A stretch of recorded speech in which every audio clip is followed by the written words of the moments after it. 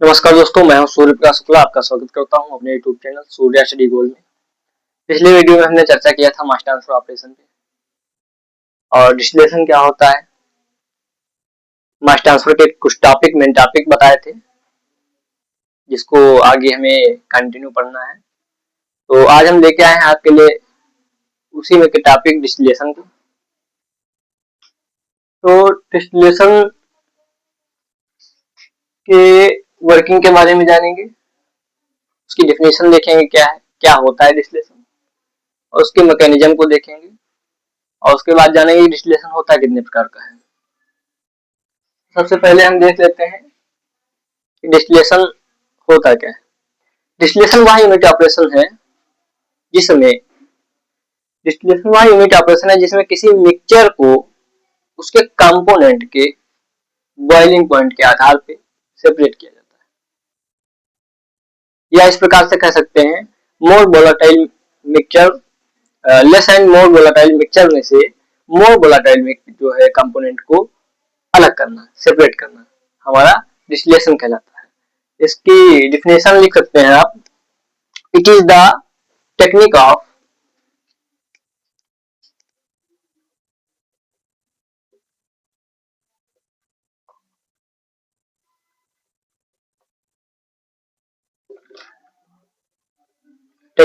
separation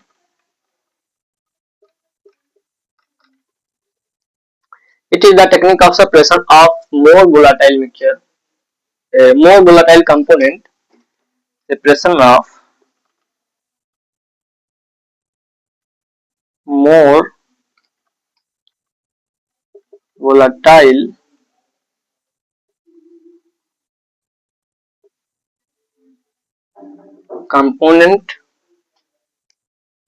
more volatile component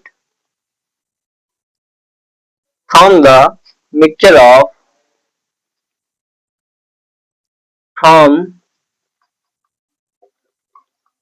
the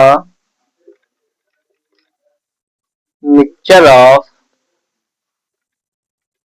less and more volatile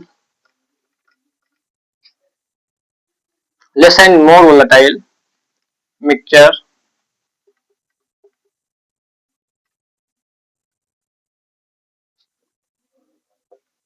is called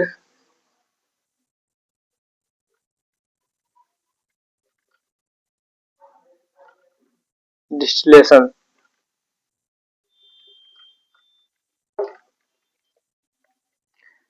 less and more volatile component के mixture में से more volatile component को separate करना हमारा distillation कहलाता है।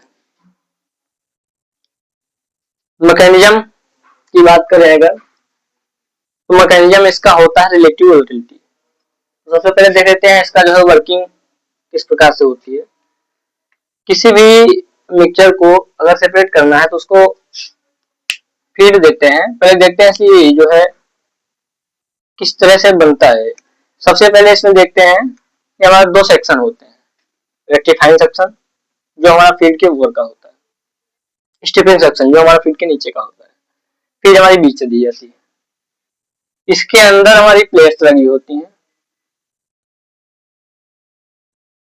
ये प्लेट्स लगी हैं जो कि हमारा क्या करती हैं, वेपर जो है वेपर का और लिक्विड का कंटेंट टाइम बढ़ाती है, जिससे कि हमारा जो है डिस्टिलेशन अच्छा हो सके। जहां यहां से हमारा क्या होता है, डिस्टिल हो करके वेपर बन करके सीधा आते कंडेंसर में। कंडेंसर में हमारी कूलिंग का काम होता है, वहां से हमारा ठंडा होके फिर रिफ्लक्स में आता है। रिफ्लक्स का काम होता है सेपरेट करना, जो डिस्टिल प्योर है उसको टैंक में भेज देना, और जो हमारा जिसमें इम्प्योरिटी होती है उसको फिर से कॉलम में भेज देना। उसके बाद में वहां आते हैं नीचे, कुछ ऐसा रह ही जाता है उसमें इम्प्योरिटीज की जो बॉयल नहीं हो पाती है, तो उनको नीचे आकर के रिबॉयल इधर लगा होता है रिबॉयलर, जिसमें से हमको रिबॉयल कर देते हैं। तो उसमें से जिसमें इम्प्योरिटी होती है, रिमूवल का काम होता है, जो जिस मिक्सचर में इम्प्योरिटी होती है उसको इधर भेज देना, और बाकी जिसमें से हमारा डिस्टिलेट निकल चुका होता है उसको रेसिड्यू बोलते हैं, वापस से टैंक में भेज देना। उसका अब हम डिस्टिलेशन नहीं कर सकते। तो इस प्रकार से हमारा वर्किंग होती है। इसकी मैकेनिज्म की बात करें,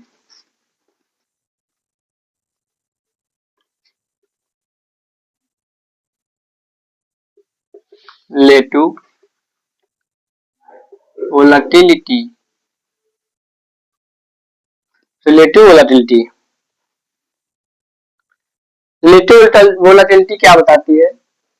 रिलेटिव वोलेटिलिटी बताती है कि हम जो भी मिक्सचर ले रहे हैं उसका डिस्टिलेशन हो सकता है या नहीं हो सकता है, या कितने टाइम में हो सकता है। ये हमारी रिलेटिव वोलेटिलिटी बताती है। तो रिलेटिव वोलेटिलिटी कैसे बताती है? अल्फा का मान अगर 1 है, रिलेटिव वोलेटिलिटी का मान अगर 1 है, तो हमारा सेपरेशन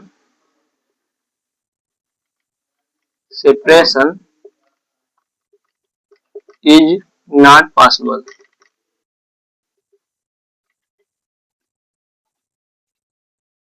और अगर हमारे अल्फा की वैल्यू ग्रेटर देन 1 है तो फिर हमारी पॉसिबल है। अगर 1 से 1 है तो हमारा डिस्टिलेशन नहीं हो सकता है, एक ग्रेटर देन 1 है तो हमारा डिस्टिलेशन हो सकता है। क्या है relative volatility? It is the ratio of partial pressure of component A and mole fraction of B. ये है हमारी वोलेटिलिटी।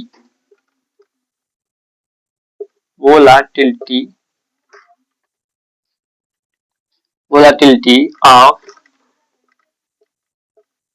A and B. तो volatility of A, volatility A क्या होगी हमारी? P A upon X A. P A upon X A. ये हमारा क्या होता है? Mole fraction and partial pressure.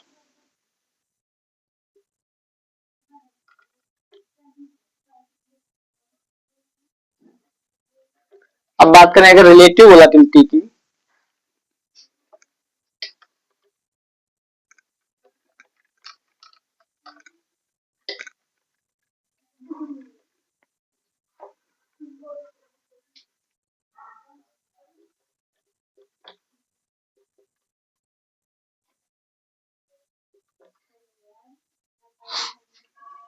Relative volatility की बात करें अगर,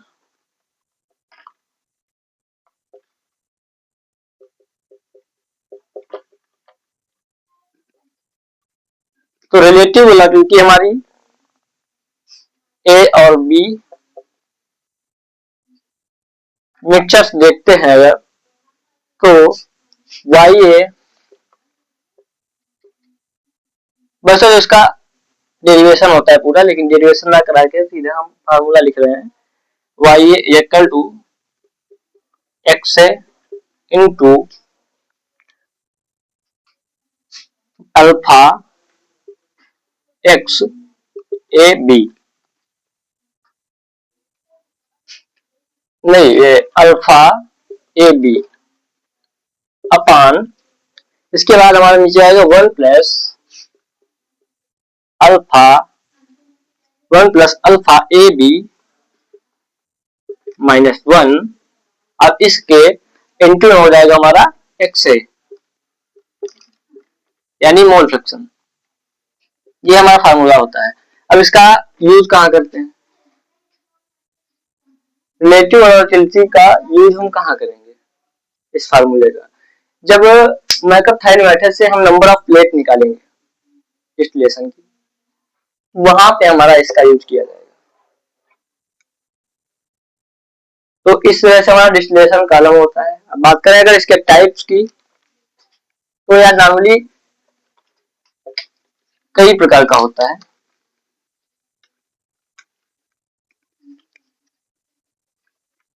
number 1 simple distillation.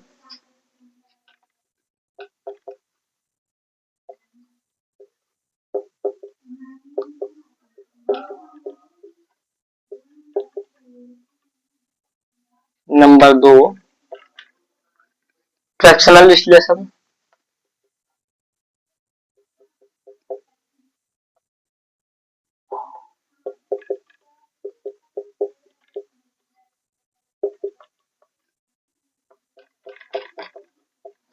Steam distillation.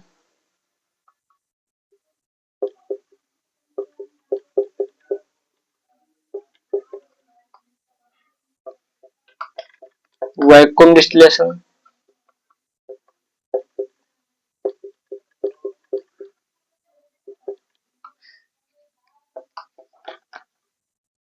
Azeotrope distillation.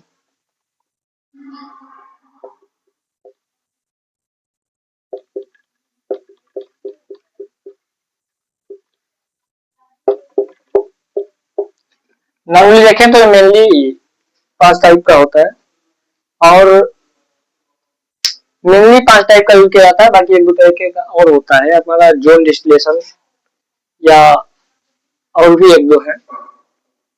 तो इनके बारे में हम पढ़ेंगे अगली वीडियो में। तब तक के लिए धन्यवाद। मिलते हैं अगली वीडियो में सिंपल डिस्टिलेशन के साथ में।